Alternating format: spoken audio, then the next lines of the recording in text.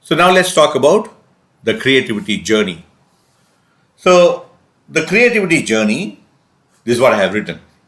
See, I am not talking about you as an artist and creative, pottery and creativity, painting and creativity, craft and creativity. I'm not talking about that. I'm simply talking about one aspect of creativity because it's in the context of who you are as students that I'm talking about the context of creativity in the context of problem and solution, which is where we will use our creativity most often. So in this case, in this context, creativity always starts with a problem to solve. That is the sort of creativity you're looking at, which means there's a journey, right? So the journey is, it starts with problem and ends with a solution. And it doesn't mean it's a one-time activity, right? Every day there are about 5 problems and maybe 3 solutions, two problems left unsolved. But you must understand, what are we talking about? We're saying if you're going to start your creativity journey, it means to start with the problem at hand. In order to start your creativity journey, you start with your problem at hand. And then you move towards a solution. And you cannot call yourself creative unless you have solved the problem.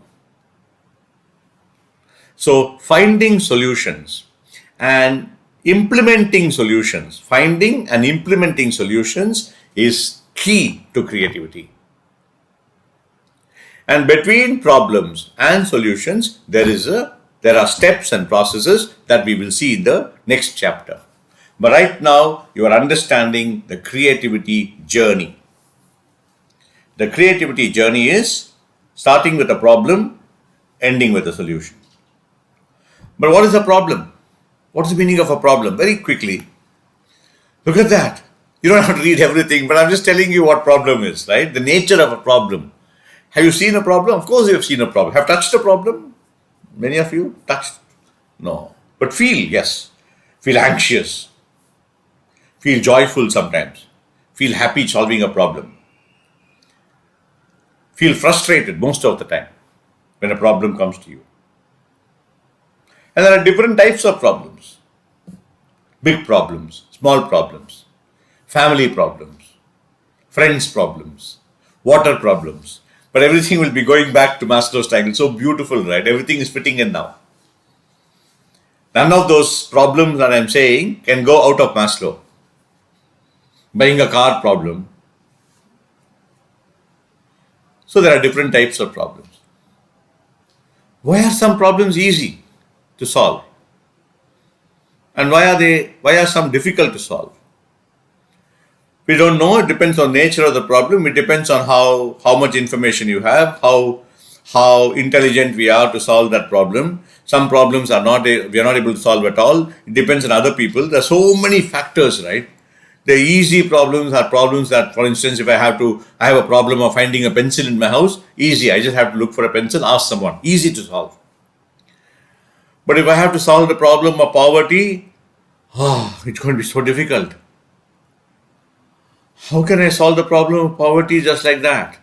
So there are easy problems, there are difficult problems. You must see, these are all things that you remember so that you start to understand creativity more.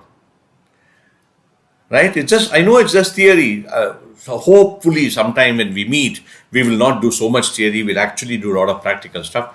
But I'm sorry, my hands are tied. I have to teach you creativity. It's very boring, I know. But can't help it, right? We have to get theory also done, right? Sometime. That's why I'm trying to make it easy for you. How do we normally solve problems? No answer. Lot of answers. So you'll ask me, Shiva, what problem are you talking about? So how do we solve problems in our lives? Think about it. There is no ready-made answer.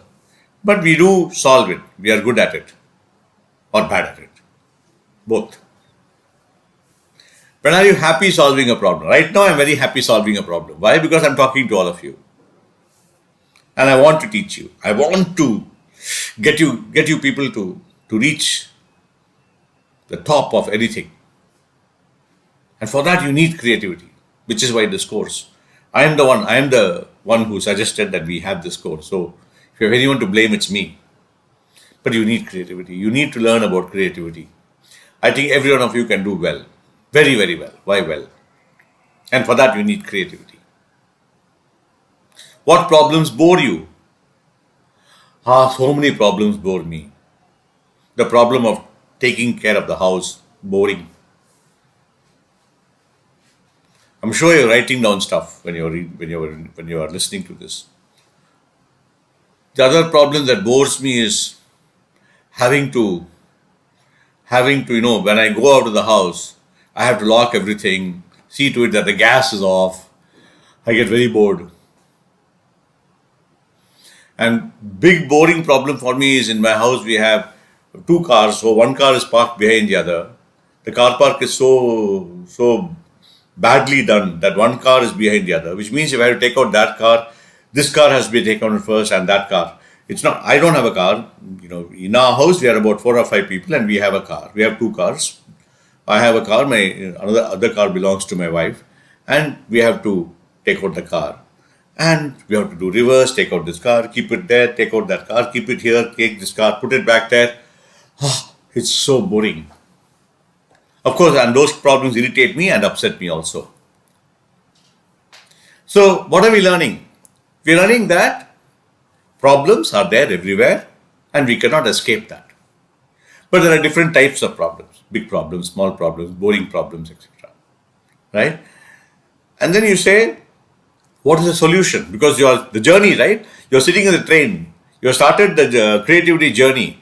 Ultimately, you have to go to the solution. And so it's a journey. A solution is the way to solve the problem. Very good.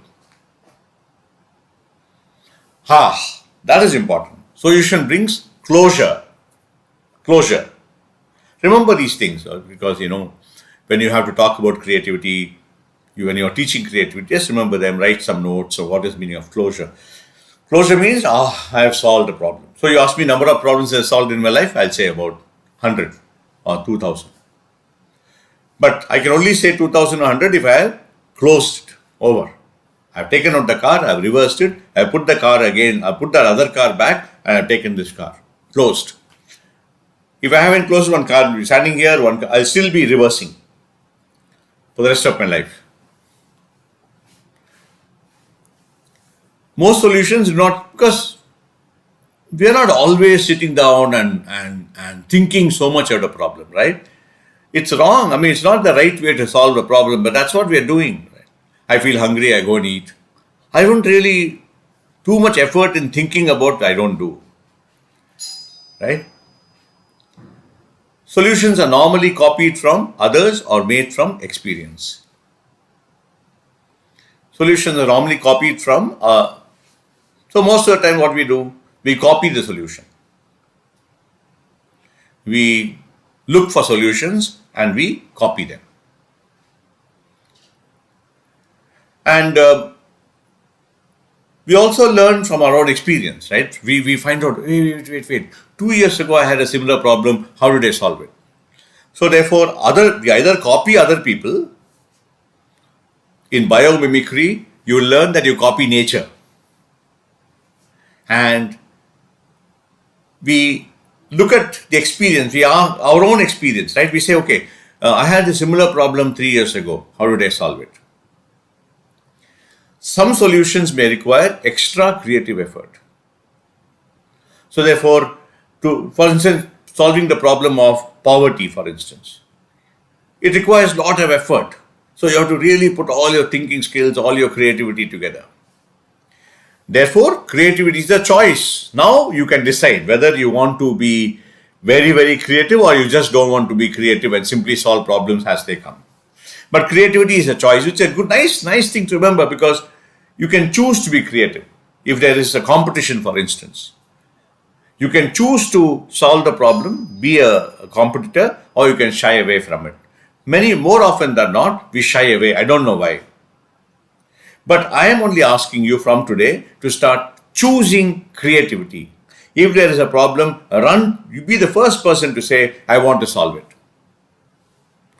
choose creativity, right?